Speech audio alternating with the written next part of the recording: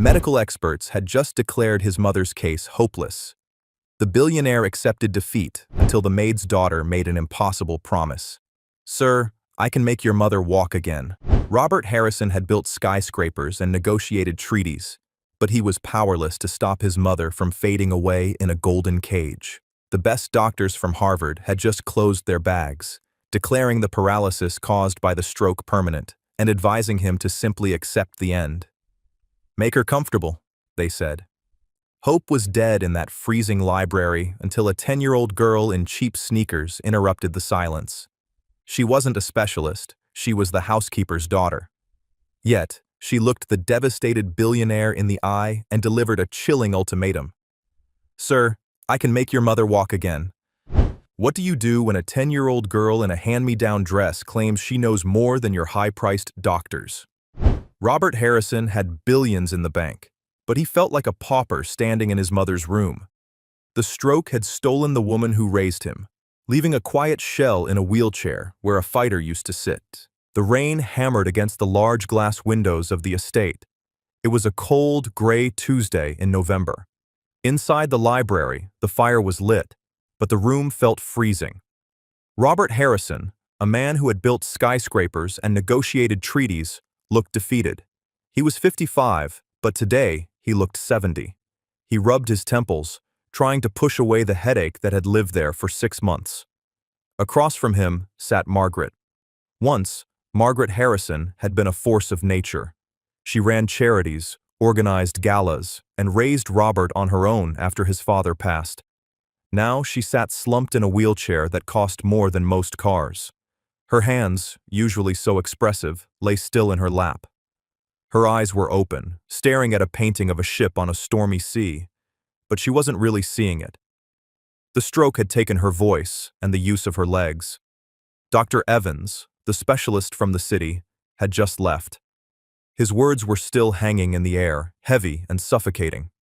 "Make her comfortable, Robert," Evans had said, snapping his leather bag shut. At her age, with this level of atrophy, walking isn't a realistic goal. Acceptance is the best medicine now. Acceptance. Robert hated that word. He walked over to the fireplace and leaned his arm against the mantel. He stared into the flames. He felt useless. All his money, all his power, and he was just a son watching his mother fade away in a golden cage. A soft clinking sound came from the hallway. Robert didn't turn around. He knew who it was. It was the cleaning crew. They came on Tuesdays and Fridays. They were like ghosts in the house, quiet, efficient, and mostly invisible. Linda was the head housekeeper. She was a good woman. Hard-working. She kept her head down and did her job. Today, she had her daughter with her. It was a school holiday, or maybe a teacher's conference. Robert didn't keep track of those things. The girl's name was Betty. She was 10 years old, with blonde hair pulled back in a practical ponytail. She wore a simple blue dress that had been washed many times, and cheap sneakers. She was sitting on a small wooden chair near the library door, waiting for her mother to finish dusting the bookshelves. Betty wasn't playing on a phone, she wasn't fidgeting. She had a thick hardcover book open on her lap. It looked old. The cover was worn leather, scratched and stained. She was reading it with the intensity of a professor. Robert sighed and turned away from the fire. He walked back to his mother. "Mom?" he said softly. Margaret didn't blink. She just kept staring at the ship on the wall. "Did you hear Dr. Evans?" Robert asked, his voice cracking slightly. He thinks we should stop the aggressive therapy. He thinks it's hurting you more than helping." Silence. Robert knelt beside the wheelchair. He took her cold hand in his. "I don't want to give up, Mom, but I don't want to hurt you." He rested his forehead against her hand. For a moment, the great businessman let his guard down. He let the exhaustion show. "Sir?" The voice was small, but it didn't shake. Robert lifted his head. He frowned, looking around. He had forgotten the girl was there. Betty was standing in the doorway of the library. She held the old book against her chest with both arms. Her blue eyes were fixed on Robert, and then they slid to Margaret. Linda, who was on a ladder dusting the top shelf, nearly dropped her feather duster. She scrambled down the ladder, her face pale. "Betty!" Linda hissed. "Hush! Get back on your chair!" Linda turned to Robert, her hands twisting in her apron. "Mr. Harrison, I am so sorry. She knows better. We'll be out of your hair in a minute. Please forgive her." Robert stood up, straightening his suit jacket. He was annoyed. This was a private moment. A painful moment. "It's fine, Linda," Robert said, his voice stiff. "Just take her to the kitchen, please." Linda reached for Betty's arm to pull her away, but Betty didn't move. She planted her feet firmly on the expensive Persian rug. "Sir?" Betty said again. Her voice was louder this time, clearer. "I heard the doctor. He's wrong." Robert froze. His eyes narrowed. "Excuse me?" Linda looked like she might faint. "Betty, stop it right now, Mr. Harrison. She's just a child. She doesn't mean—" "I do mean it," Betty said. She stepped into the room. She wasn't looking at Linda. She was looking straight at Robert. "I can make your mother walk again."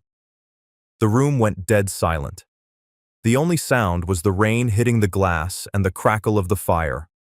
Robert stared at the 10-year-old girl. He waited for the punchline. He waited for her to ask for money or to tell a joke, but her face was serious, solemn. She had the expression of an adult who had seen too much, pasted onto the face of a child. "That is not a funny thing to say," Robert said, his voice dropping to a dangerous whisper. "It is cruel." "I'm not being cruel," Betty replied. She walked closer. She stopped 3 feet from the wheelchair. She looked at Margaret's legs, covered by a wool blanket. "Her muscles are asleep. They aren't dead. The doctor treats the body like a machine, but it's not a machine." "Betty, let's go," Linda pleaded, tears forming in her eyes. She grabbed Betty's shoulder. "Mr. Harrison, please. We're leaving." "Wait," Robert said. He didn't know why he said it. Maybe it was the desperation. Maybe it was the strange confidence in the girl's posture. Or maybe it was the book she was clutching. "Let go of her, Linda," Robert said. Linda hesitated, then released her grip. She stepped back, terrified she was about to be fired. Robert looked down at Betty. "You're 10 years old. You're a child. The man who just left has 3 degrees from Harvard. Why should I listen to a word you say?" Betty lifted the heavy book. She opened it. The pages were yellowed and covered in handwriting. There were drawings of muscles, nerves, and tendons. There were notes in the margins written in faded blue ink. "My grandmother was Alice Miller," Betty said. Robert paused. The name sounded familiar. He searched his memory. "Alice Miller? The army nurse?" "Yes, sir," Betty said. "She served in 3 wars. She ran the rehabilitation unit at the Veterans Hospital in the 70s. She didn't have fancy machines. She had her hands, and she had this book." Robert looked at the book again. He remembered the stories now. Alice Miller was a local legend. They said she could fix a soldier's back with a tennis ball and a bag of hot sand. They said she was tough as nails, but had magic in her fingers. "She passed away last year," Betty said softly. "But she taught me everything before she went. She taught me the protocol." "The protocol?" Robert asked. "It's what she called it," Betty explained. "She said doctors look at the X-rays. She looked at the person. She said the body forgets how to work when it's sad. Your mother looks very sad." Robert felt a lump in his throat. He looked at Margaret. Betty was right. She didn't just look paralyzed. She looked heartbroken. "And you think," Robert started, feeling foolish for even entertaining this, "you think you can do what a specialist couldn't?" "The specialist gave up," Betty said simply. "Grandma Alice never gave up, and she taught me never to give up either." Robert looked at Linda. The maid was shaking her head, silently begging him not to take this seriously. Then he looked at his mother. Margaret hadn't moved a muscle in months. What did he have to lose? His dignity? He had lost that the moment he started begging doctors for miracles that never came. "One time," Robert said. "One session. Right now." Linda gasped. "Mr. Harrison, you can't be serious. If she hurts her—" "I won't hurt her," Betty promised. She set the heavy book down on a side table. "I need a few things, Mom. I need the heating pad from the car. I need 2 hand towels. And I need some olive oil." Linda looked at Robert. He nodded. "Go." Linda ran out of the room. Robert sat down in the leather armchair opposite his mother. He watched Betty. Betty didn't look at him. She walked over to Margaret. She didn't touch her yet. She just stood there, breathing slowly. She closed her eyes for a second, as if she was praying or remembering. When she opened them, she looked at Margaret's face. "Hello, ma'am," Betty said softly. "My name is Betty. I'm going to help you." Margaret didn't respond. Her eyes didn't move from the painting. Betty knelt down. She gently pulled the wool blanket back, exposing Margaret's legs. They were thin, frail. Betty placed her small hands on Margaret's ankles.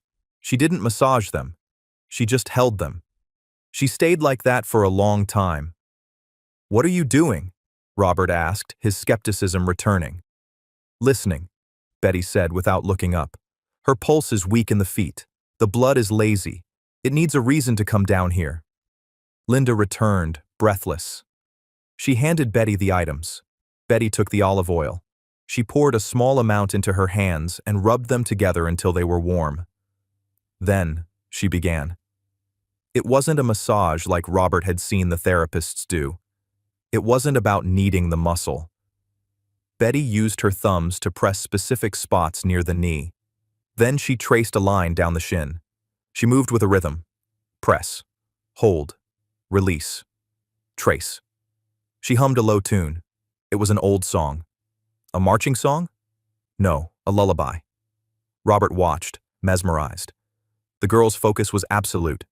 She wasn't a child anymore. She was a technician at work. 10 minutes passed. Then 20. The room was silent except for the rain and Betty's soft humming. Robert was about to call it off. He was about to say, "Okay, that's enough. Thank you for trying." It was clear nothing was happening.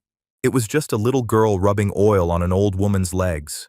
It was sweet, but it was futile. He opened his mouth to speak. "Stop," a raspy sound croaked. Robert jumped. He looked around. Margaret's head had moved. She wasn't looking at the painting anymore. She was looking down. Her chin was tucked against her chest. She was looking at Betty. "Mom?" Robert whispered. "Did you say something?" Margaret's lips were dry.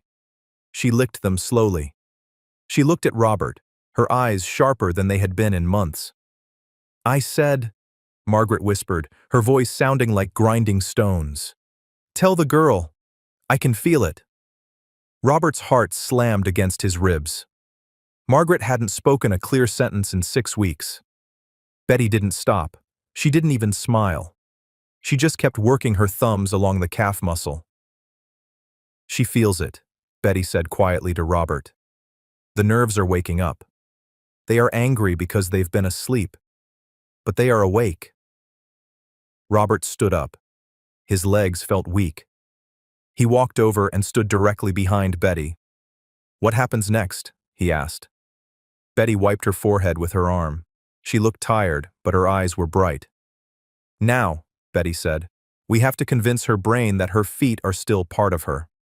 She looked up at the billionaire. "But I can't do it alone, sir. Grandma Alice said the patient needs a reason to move.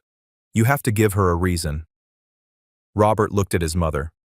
She was watching him, waiting. "What kind of reason?"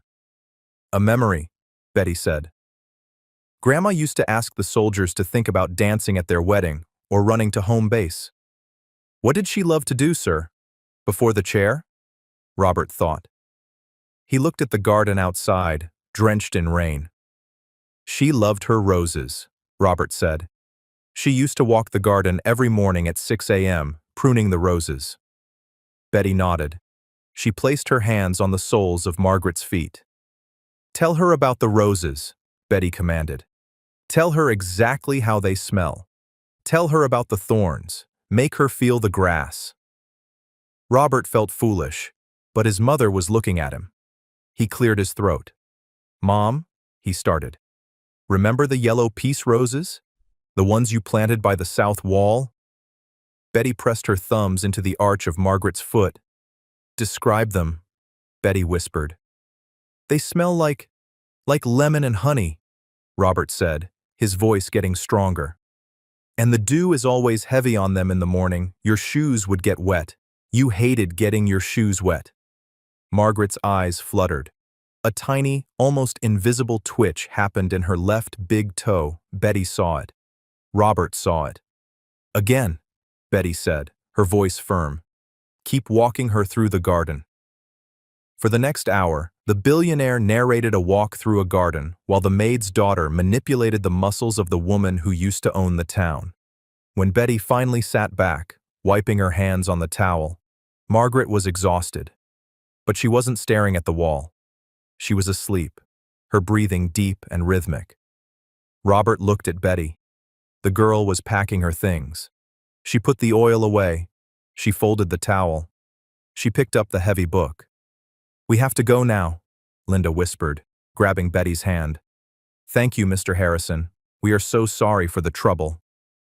Tomorrow, Robert said. Linda froze near the door. Sir? Tomorrow, Robert repeated. He looked at Betty. Can you come back tomorrow? Same time? Betty looked at her mother, then at the billionaire. She nodded once. Yes, sir, but she will be sore. She needs to drink a lot of water tonight. I'll make sure of it, Robert said. He watched them leave. The maid and the little girl with the blonde ponytail. They walked out into the rain. Robert turned back to his mother. For the first time in a long time, the silence in the room didn't feel heavy. It felt like the silence before a sunrise. He pulled his phone out of his pocket. He dialed his assistant. Cancel my meetings for tomorrow afternoon, Robert said. All of them, sir? The assistant asked, surprised. Even the merger discussion? All of them, Robert said. I have an appointment in the library. He hung up. He looked at the spot on the rug where Betty had knelt. He didn't know if it was a miracle or just a fluke. But for the first time in 6 months, his mother had spoken. And for the first time in forever, Robert Harrison felt something dangerous. He felt hope. The library smelled different now. For years, it had smelled of lemon polish and dust. Now, it smelled of camphor, heated rice, and olive oil. 3 weeks had passed since that rainy Tuesday. Every afternoon at 4 o'clock, like clockwork, the heavy oak doors would creak open. Betty would walk in, her backpack slung over one shoulder, the heavy leather book tucked under her arm. Linda would follow, carrying a tray of warm water and fresh towels, her face a mixture of pride and terrifying anxiety. They had a rhythm. Robert was part of it too. The billionaire who used to spend his afternoons shouting at CEOs in Tokyo or London now sat on a velvet ottoman, his suit jacket discarded on a chair, his sleeves rolled up to his elbows. Hold the ankle, sir, Betty instructed. Robert obeyed. He cupped his mother's heel. It felt fragile, like a bird's bone, but it was warmer than it had been a month ago. She's fighting today, Betty said, her eyes focused on Margaret's calf muscle. The muscles are tight. They're remembering the anger. Robert looked at his mother. Margaret was awake. Her eyes were clear, watching the girl work. She couldn't speak much, just a word here or there, but her face was no longer a mask of stone. It had expressions. Right now, she looked annoyed. Anger? Robert asked. Grandma Alice said the body holds on to things we don't say, Betty explained. She dipped her hands into the warm water, then dried them vigorously to create friction. Soldiers who saw bad things. Their legs would turn to concrete. Not because of a bullet, but because they didn't want to walk back into the fight. Or they didn't want to walk home and face the quiet. She began to work on Margaret's shin, using the heel of her hand in a rolling motion. Your mother is angry she's stuck, Betty said matter-of-factly. So her legs are on strike. We have to negotiate. Robert let out a short, dry laugh. I've negotiated billion-dollar mergers. I never thought I'd be negotiating with a shin bone. It's harder, Betty said. Shin bones don't care about money. She stopped moving and placed her palm flat on Margaret's knee. Tell her about the lake house, Betty whispered. Robert cleared his throat. This was part of the protocol. The mapping. Betty insisted that nerves needed a destination. Mom, Robert said, leaning in. Remember the dock at Lake Louise? The wood was always hot in July. You used to sit on the edge and dip your toes in the water to cool off. The water was so cold it made your teeth ache. Margaret's eyes widened slightly. She remembered. Push for the water, Betty commanded softly. Find the water. Robert watched his mother's foot. It lay limp against the footrest. Come on, Mom, he whispered. Just a dip. Just reach for the water. For a long minute, nothing happened. The grandfather clock in the corner ticked loudly. The wind rattled the window panes. Then, the big toe on her right foot curled. It wasn't a spasm. It was a deliberate, slow curl, like a finger beckoning. I saw it, Robert gasped. She found the water, Betty said, a small smile touching her lips. She didn't celebrate. She didn't cheer. She just nodded, like a mechanic who had successfully tightened a bolt. Good. Now we rest. She covered Margaret's legs with the warm towels. Robert sat back, wiping sweat from his forehead. He felt more exhausted than he did after a board meeting. You're incredible, Betty. Betty shrugged. She opened her book and began writing notes in the margin with a pencil. I'm just following the map. Grandma did the hard work. Tell me about her, Robert said. Alice. Betty looked up. She was small, smaller than me almost, but she could lift a grown man. She smelled like peppermint and rubbing alcohol. She had a scar on her arm from a piece of shrapnel in Korea. She sounds tough. She was, Betty said. But she cried a lot. At night. She thought I was asleep, but I heard her. She said the hardest part of healing people wasn't the blood. It was the giving up. She said most people die long before their hearts stop beating because they just decide to sit down and stay there. Robert looked at his mother. Had she decided to sit down? Had he let her? Grandma said, Betty continued, closing the book, that you have to give them a reason to stand up that is bigger than the reason to sit down. The library door opened. It wasn't Linda. Robert turned, expecting to see a servant with tea. Instead, he saw a man in a charcoal gray suit, carrying a leather medical bag. He was tall, silver-haired, and radiated an air of expensive authority. Dr. Evans. Behind him stood Robert's sister, Clara. Clara lived in New York. She hadn't visited in 6 months. She looked horrified. Robert, Clara said, her voice echoing in the large room. What on earth is going on here? Robert stood up quickly, shielding Betty with his body instinctively. Clara, I didn't know you were coming. Obviously, Clara snapped. She walked into the room, her heels clicking sharply on the hardwood. She gestured at the scene. The towels, the bowl of water, the maid's daughter sitting on the floor with a dusty book. I called Dr. Evans because you stopped answering his emails. He told me you canceled the monthly review. Dr. Evans stepped forward. He adjusted his glasses, looking down his nose at Betty. Mr. Harrison, Dr. Evans said, his voice smooth and patronizing. I was concerned. When patients withdraw from standard care, it's usually a sign of distress. I see you found an alternative. He said the word alternative, like it was a dirty word. We're making progress, Robert said firmly. More progress in 3 weeks than you made in 6 months, Doctor. Dr. Evans sighed, a long, weary sigh. Robert, please. I know you're grieving the loss of the woman she used to be. But this? He gestured to Betty. This is a child. And looking at the supplies, warm water and olive oil, this is medieval. She moved her toe, Robert said, on command. Spasms, Dr. Evans dismissed. Involuntary nerve firing. It's common in atrophy cases. It gives families false hope. It's cruel, actually. He looked at Betty. Young lady, you shouldn't be here. You are practicing medicine without a license. Do you know you could get your mother in very serious trouble? Betty stood up. She hugged the book to her chest. She looked tiny next to the doctor, but she didn't back away.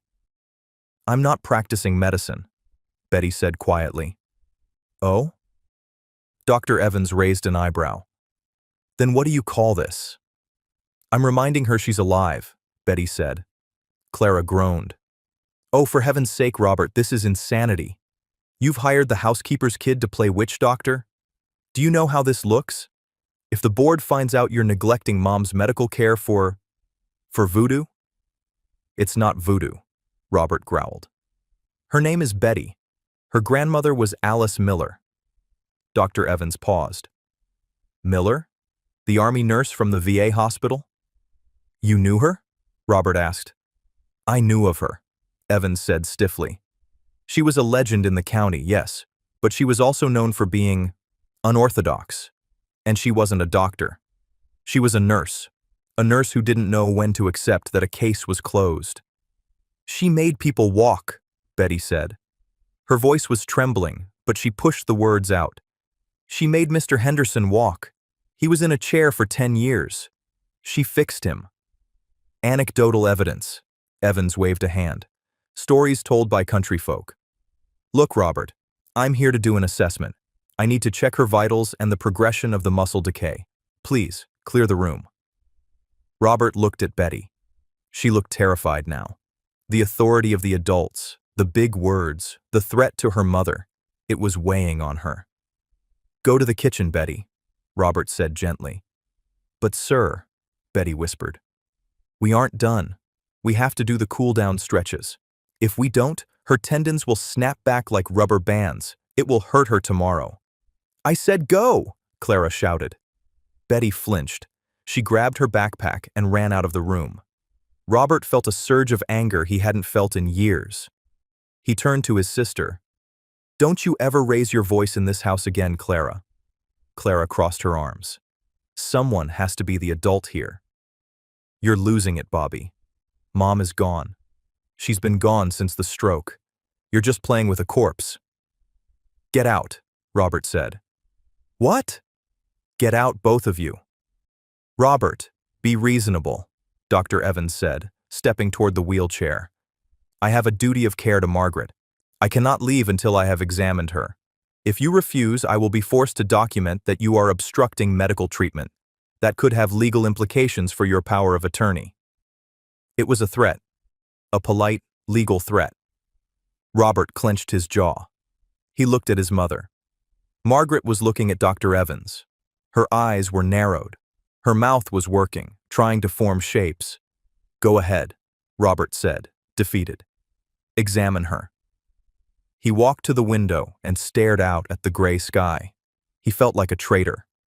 Behind him, he heard the doctor unpacking his bag, the cold click of metal instruments, the crinkle of sanitary paper. Hello, Margaret. Dr. Evans's voice was loud, the way people speak to the deaf or the simple. I'm just going to move your legs a bit. Tell me if it hurts. Oh, wait, you can't tell me. Well, I'll be gentle. Robert flinched. She can hear you, he thought. She understands everything. Evans muttered. Significant stiffness. The joints are locking up. Clara, look at this. The range of motion is worse than last time. I told you, Clara whispered. He's making it worse. It's not worse. Robert spun around. She was loose before. She was warm. You came in here and froze the room with your negativity, and she locked up. Robert, physiology doesn't respond to vibes, Evans said dryly. He took a reflex hammer and tapped Margaret's knee. Nothing happened. He tapped again. Harder. Nothing. See? Evans said, straightening up. Zero reflex response. The pathways are dead, Robert. The movement you saw was a phantom spasm. It's over. Stop tormenting this child and stop tormenting your mother.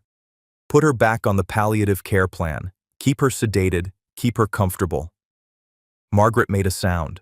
It was a low, guttural groan. It's okay, Mom, Clara said, patting her shoulder condescendingly. We know it's hard. Margaret's hand, the left one, lifted off the armrest. It shook violently. It reached out.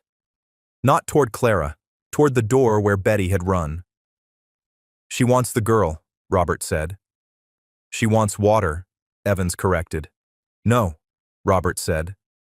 He walked back to the center of the room.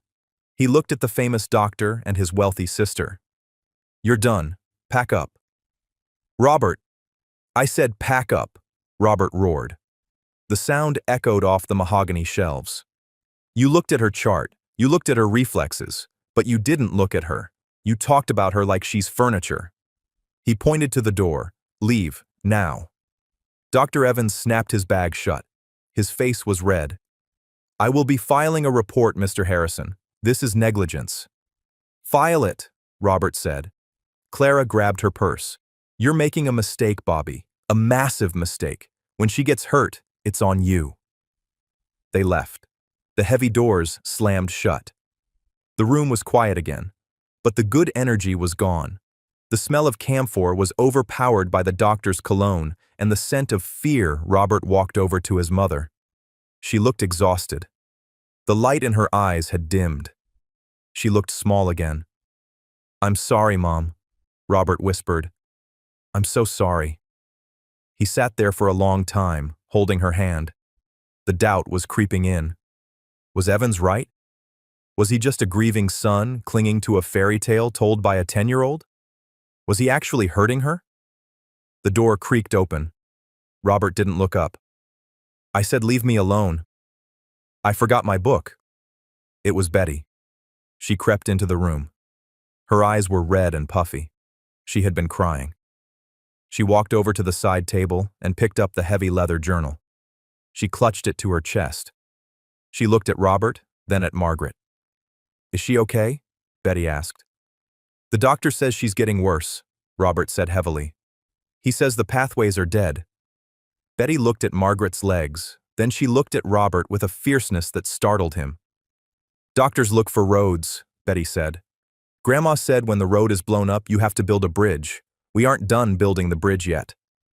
They're going to try to stop us, Betty, Robert said. They have lawyers. They have courts. Do you have lawyers? Betty asked. Robert blinked. A slow smile spread across his face. Yes. Yes, I have lawyers. I have an army of them. Good, Betty said. She put the book back down on the table. She didn't leave. She rolled up her sleeves. Because we didn't do the cool down, and if we don't do it, she will hurt tomorrow. She walked over to the wheelchair. She didn't ask for permission this time. She placed her hands on Margaret's ankles.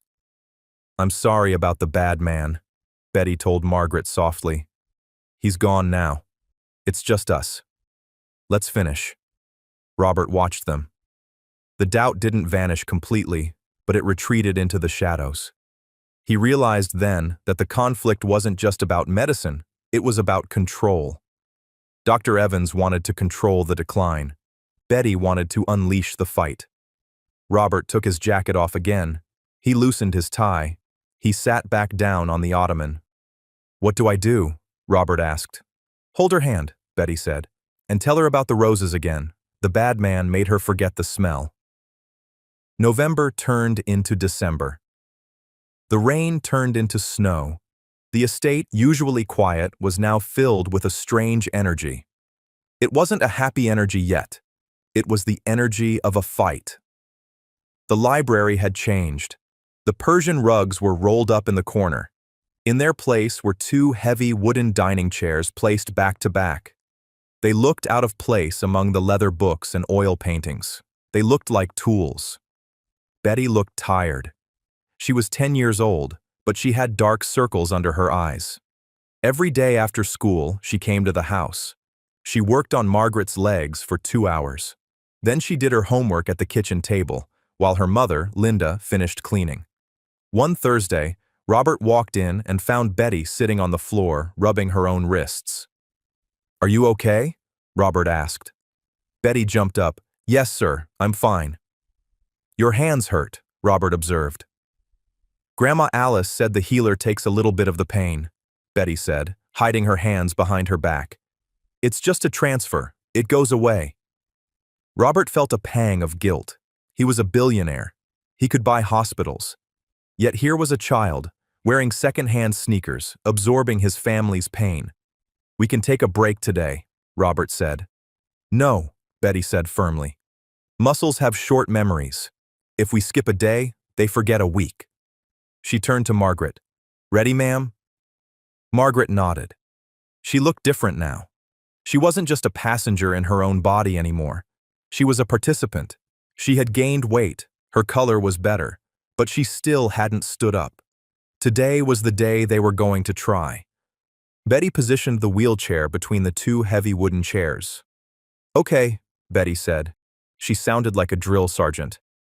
We practiced the lean. Now we do the lift. Linda was standing by the door, biting her nails. Betty, please be careful. If she falls... She won't fall, Betty said. Mr. Harrison is the spotter. Robert stepped behind the wheelchair. He put his hands on his mother's waist. He could feel her trembling. Mom, Robert whispered. You don't have to do this if you're scared. Margaret turned her head. She looked at her son. Her voice was stronger now, though still raspy. I am scared, she said. But I am tired of sitting. Betty stood in front of Margaret. She placed her hands on Margaret's knees. On 3, Betty said. Push down on the chairs. Head up. Look at me. Don't look at your feet. Your feet know what to do. 1. The room went silent. 2. Robert tightened his grip on his mother's waist. 3. Up! Margaret grunted. She slammed her hands down on the wooden chairs. Her arms shook violently. She heaved her body forward. Her bottom lifted off the cushion, an inch, 2 inches. Push! Betty yelled. Push the floor away! Margaret's face turned red. Her veins bulged in her neck. She groaned, a sound of pure effort. Her legs straightened slightly. She was doing it. She was bearing weight. Then, her left knee buckled. Robert shouted. He caught her, pulling her back into the safety of the wheelchair. Margaret slumped back, gasping for air. Her head lolled to the side. Her eyes rolled back slightly. Mom! Robert yelled. He grabbed her wrist. Her pulse was racing like a hummingbird. She's fainting! Linda, get water! Get the phone! Panic exploded in the room. Linda ran for the kitchen. Robert fumbled for his cell phone, his fingers shaking. The doubt came rushing back, cold and sharp. Evans was right. I'm killing her. I'm pushing an old woman to death. Stop! A voice commanded. It wasn't Linda. It was Betty. She climbed onto the footrests of the wheelchair. She put her small hands on Margaret's cheeks. She forced Margaret to look at her. Breathe, ma'am, Betty said calmly. In through the nose, out through the mouth. Look at me. You're just dizzy. It's the blood rushing down. It's gravity. Don't be afraid of gravity. Robert held the phone, his thumb hovering over the emergency button. He watched. Betty stared into Margaret's eyes. She breathed loudly, forcing Margaret to match her rhythm. Slowly, the color returned to Margaret's face. Her eyes focused. The panic receded. She's okay, Betty said, stepping down. She looked at Robert. Put the phone away, sir. If you call the ambulance, they will take her, and they won't bring her back. Robert lowered the phone. He felt lightheaded himself. She almost collapsed, Betty. She's an athlete now, Betty said. Athletes get dizzy. Athletes fall. Grandma Alice said if you aren't falling, you aren't trying hard enough. Robert looked at his mother. Margaret was wiping sweat from her forehead with a trembling hand. Mom? Robert asked. Are we done? Margaret looked at the 2 wooden chairs. She looked at her legs. She looked at the maid's daughter. No, Margaret whispered. Robert froze. No? He asked. Again, Margaret said. Mom, you can't. Again, Margaret barked. It was the old Margaret. The Margaret who ran boardrooms. The Margaret who didn't take no for an answer. Betty smiled. It was the first time Robert had seen her smile all day. "Okay," Betty said. Deep breath. Reset. Mind over muscle. They set up again. Robert took his position. He was terrified, but his mother's courage shamed him into silence. 1, 2, 3. Margaret pushed. Robert lifted. Betty shouted encouragement at the knees. Margaret rose. She cleared the seat. She locked her elbows. And then, for the first time in 6 months, Margaret Harrison stood. She wasn't walking. She was leaning heavily on the chairs, her knuckles white. Her legs were trembling like leaves in a storm. But she was vertical. "Hold it," Betty whispered. 10 seconds. Count with me. 1, Robert choked out. Tears streamed down his face. He couldn't wipe them away because he was holding her. 2, Linda whispered from the doorway, her hands covering her mouth. 3, 4, 5. Margaret looked up. She looked at the painting of the ship on the wall. She was seeing it from eye level, not from below, from eye level. 6, 7. "I'm standing," Margaret gasped. 8, 9. "Down," Betty commanded. "Slowly. Control the descent." They lowered her back into the chair. Margaret let out a long breath. She closed her eyes. A single tear tracked through the sweat on her cheek. "I stood," she whispered. "You stood," Robert said, kissing the top of her head. "You did it." Betty sat down hard on the floor. She wiped her forehead with her sleeve. She looked exhausted, but triumphant. "Next week," Betty said, panting, "we take a step." News travels fast in a small town, but it travels faster in the world of high society. A week before Christmas, a thick, cream-colored envelope arrived. It wasn't for Robert. It was for Margaret. Robert opened it in the kitchen. Betty was there, eating a peanut butter sandwich that Linda had made her. They were taking a break before the afternoon session. "What is it?" Betty asked. Robert read the card. His jaw tightened. "It's the foundation gala," Robert said. "My father started it. It's the biggest night of the year for the company. Investors, press, the board." He tossed the card on the table. "Clara sent it. She's organizing it this year." He picked up the handwritten note attached to the back. "Robert.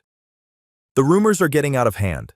Stockholders are saying Mom is incapacitated, or worse, she needs to make an appearance. I've arranged a private booth. She can stay in the chair, wave, smile, and we can leave.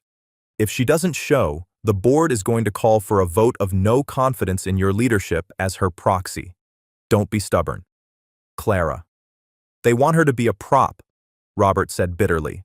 "They want to wheel her out, show she's alive, and wheel her back." "When is it?" Betty asked. "Christmas Eve," Robert said. 2 weeks.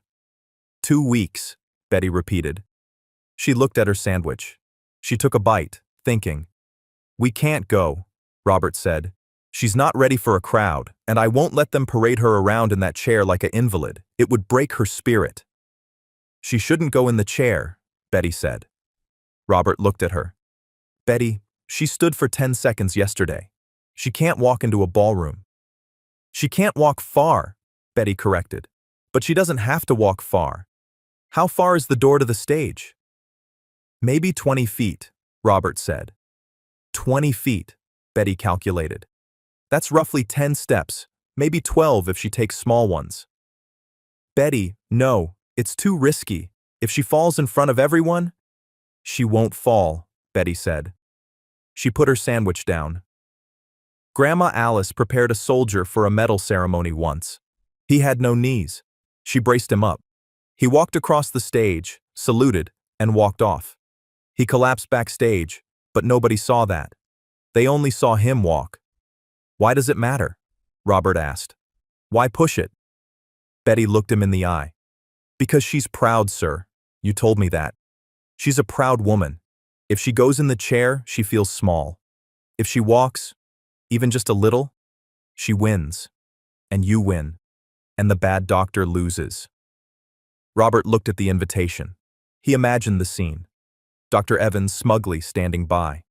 Clara managing the invalid, the pity in the eyes of his competitors. Then he imagined his mother, the fire that had returned to her eyes. He walked out of the kitchen and into the library. Margaret was reading a magazine. She was holding it herself. "Mom," Robert said, "Clara wants you at the gala." Margaret stiffened. She lowered the magazine. "No," she said clearly. "No chair, not in public." "What if you didn't use the chair?" Robert asked. Margaret looked at him. "Robert, Betty thinks you can do 20 feet, Robert said. "She thinks we can train for just that walk, just enough to get to the podium." Margaret looked at her legs. She looked at the walker they had started using yesterday. "Just for standing 20 feet?" she asked. "It will be the hardest thing you've ever done," Robert said. "It will hurt. You might fail." Margaret set her jaw. The steel was back. "Call Clara," Margaret said. "Tell her I'm coming, and tell her to save me a dance." The next 14 days were hell. There was no other word for it. The library became a boot camp. Betty was relentless. She stopped being the sweet girl with the book and became a taskmaster. "Lift, again. Look up. If you look at your feet, you fall. Look at the horizon," Margaret cried. She screamed in frustration. She threw a towel at Robert once, but she never quit. Betty was there every step. She measured the distance. She marked 20 feet on the library rug with masking tape. "This is the stage," Betty said. "You start here. The podium is here. Robert is on your left. A cane in your right hand. Not a walker. Walkers look sick. A cane looks elegant." They practiced until Margaret's legs shook so bad she couldn't stand. Then they iced them. Then they did it again.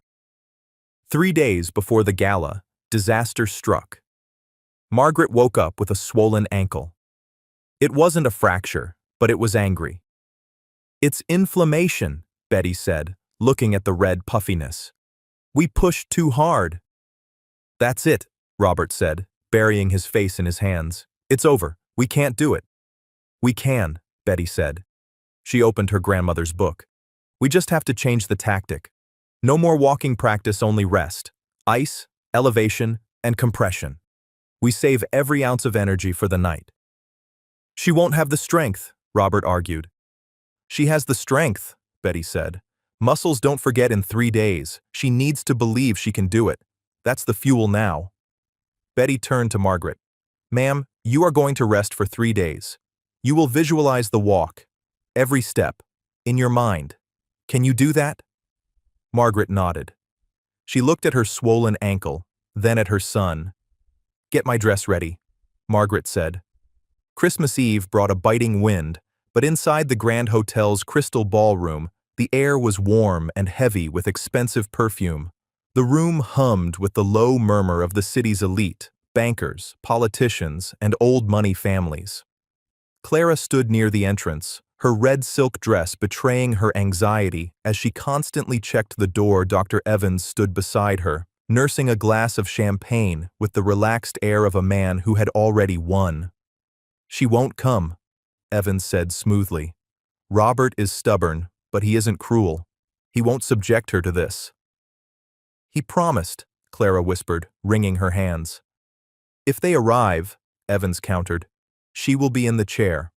And you, Clara, must be ready to explain to the board why the family matriarch is invalid." At that moment, the heavy double doors swung open. The chatter didn't stop all at once. It died in waves, a hush spreading from the entrance until the silence was absolute. Robert Harrison stood in the doorway, tuxedo sharp, jaw set like granite. Beside him was not a wheelchair. Beside him stood Margaret. She wore midnight blue velvet that fell to the floor. On her feet were sturdy, flat shoes. In her right hand, she gripped a silver-headed cane with white-knuckled ferocity. Her left arm was locked through Robert's elbow. "Oh my God!" Clara gasped. Dr. Evans's glass slipped from his fingers, shattering on the marble. He didn't notice. He stared, mouth slightly open at the impossibility before him. "Ready, Mom?" Robert whispered. He felt her vibrating against him, a violin string pulled to the snapping point. "Ready," Margaret breathed. They took the first step. It wasn't graceful. It was a brawl against gravity. Margaret threw her right hip forward, planting the cane with a sharp clack, then dragged her left leg. It caught on the plush carpet. She stumbled. The crowd inhaled sharply. "I've got you," Robert murmured, tightening his grip. "Find the rhythm." "Don't look at your feet," Betty's voice echoed in Margaret's mind. "Look at the horizon." Margaret lifted her chin. She fixed her eyes on the podium. 20 feet. It looked like 20 miles. Sweat beaded on her forehead.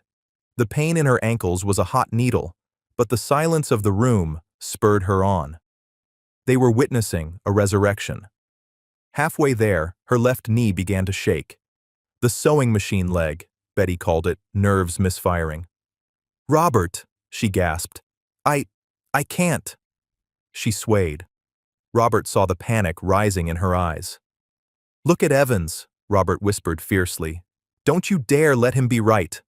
Margaret turned her head. She saw the doctor. He looked terrified. He wasn't looking at a patient.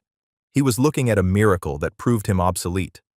Then, she looked past him to the shadows of the hallway. Betty was there. The girl raised a small fist in the air. Margaret gritted her teeth, a low growl built in her throat. She lifted the cane and slammed it down. She took another step, then another. The rhythm returned. When they reached the podium, Robert helped her up the single step. She grabbed the wood like a life raft, swaying but vertical. She leaned into the microphone. "Good evening," Margaret said. Her voice was raspy, but it was iron. The room exploded. It wasn't just applause. It was a roar.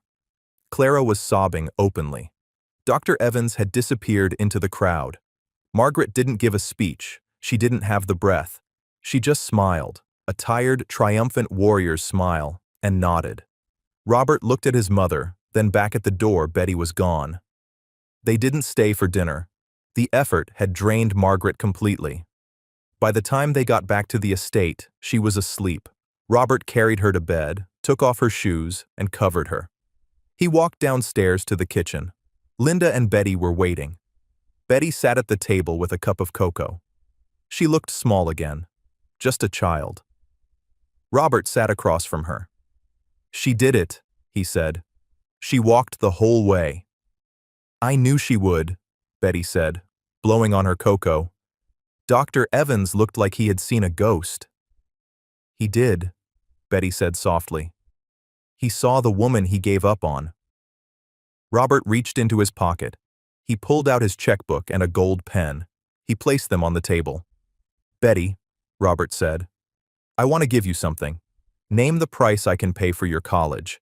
I can fund a hospital wing in your grandmother's name." Linda turned from the sink, her eyes wide. Betty looked at the checkbook. She didn't touch it. "I don't want money," Betty said. "Betty, be reasonable," Robert urged. "You did the impossible. You deserve a reward." "I didn't do it for a reward," Betty said, "and I didn't do it alone. Grandma Alice helped." She reached into her backpack and pulled out the battered leather book. She slid it to Robert. "Read the last page." Robert opened it. The handwriting was shaky. March 12th. "I worry about the Harrison boy." Robert. "I saw him in the paper today. His father, old Mr. Harrison, was the only one who visited me when I came back from Vietnam. He didn't care that I was just a nurse. He brought me flowers. He told me, 'Alice, if you ever see my family in trouble, you help them. Promise me.' I promised. Betty, if you are reading this, keep the promise." Robert stared at the page. His father, the ruthless businessman, had visited the VA hospital. He had never known. "She told me that story," Betty said. "She said your dad was the only one who treated her like a hero, so I had to come. It wasn't a job. It was a promise." Robert closed the book. He wept. He wept for his mother's pain, his father's secret kindness, and the honor of this little girl. He put the checkbook away. He wiped his eyes and looked at Linda, then Betty. "I can't pay you for a promise," Robert said, his voice steadying. "But a soldier needs a base of operations, and a soldier needs a future." He reached into his jacket pocket again. This time, he didn't pull out a check. He pulled out a thick manila envelope. He slid it across the table. "What is this?" Linda asked, trembling. "It's the deed to the cottage on the edge of the estate," Robert said. "The one with the big garden. It's yours, fully paid for. Taxes covered for life." Linda gasped, covering her mouth. "And," Robert continued, looking at Betty, "inside is a trust document. It's an educational grant. Medical school, nursing school, whatever you want. It's already in your name. You can't return it." Betty frowned. "But sir—" "Grandma Alice made a promise to my father," Robert interrupted gently. "Now I'm making a promise to you. You saved my mother. I will not let you worry about rent or tuition ever again. Consider it logistical support." Betty looked at her mother. Linda was crying happy tears. Betty looked at the envelope. She touched it lightly. "Grandma always wanted a garden," she whispered. "Now she has one," Robert said 6 months later. The yellow peace roses were exploding with color. The air smelled of lemon and honey. Margaret Harrison was in the garden. She wasn't running, but she was walking. She used the silver cane, moving slowly along the path, pruning the bushes. She looked happy. Robert sat on the terrace, watching her. Beside him sat Betty. She was wearing a new school uniform. Her backpack was new too. "She's moving well today," Betty critiqued. "Her left heel is dragging a little." "Give her a break, coach, it's Sunday," Robert laughed. "Pain doesn't take Sundays off," Betty said automatically. Robert smiled. Dr. Evans had retired quietly. The story of the gala had spread. People didn't want the doctor who gave up anymore. They wanted the doctor who believed. Linda walked out onto the terrace. She wasn't wearing a maid's uniform. She wore a sharp blazer and held a tablet. Robert had made her the manager of the estate. She ran the house now. She didn't clean it. "The car is ready, Betty," Linda said, smiling. "You don't want to be late for the science fair." Betty stood up. She shouldered her backpack. "I have to go," she said. "I'm presenting on the nervous system." "Do you need help with your speech?" Robert asked. "No," Betty said. "I know what I'm talking about." She started to walk away. "Betty," Robert called out. She turned. The sun caught her blonde hair. "Thank you," Robert said. Betty nodded, a sharp, concise nod. "Keep her moving, sir. If you stop, you rust." She walked toward the car where her mother was waiting. Robert watched them go. He looked back at his mother, standing tall among the roses. He realized then that the world was full of experts with fancy degrees who knew exactly why things couldn't be done. But sometimes, when the night is darkest, you don't need an expert. You don't need $1 billion. You just need a kid with a dusty book, a pair of strong hands, and a promise she refused to break. Robert stood up and walked down the steps into the garden. "Mom," he called out, "let me help you with those roses." She turned and smiled. She didn't need his help, but she took his arm anyway. They walked together, one step at a time. And that is where we leave Robert and Margaret, walking among the roses, showing that experts don't always hold the keys to the impossible. Whenever I share a story like this, my goal is to offer you a moment of hope, a reminder that sometimes the biggest miracles come from the smallest places. I'd love to know, what were you doing while listening? Maybe you're taking a walk to keep from rusting, or perhaps you're resting after your own long battle. Let me know in the comments. I truly enjoy reading them all. If this story moved you, hitting like and subscribing helps us immensely. We are constantly refining our storytelling, so please leave your honest feedback below. Thank you for walking this path with me today.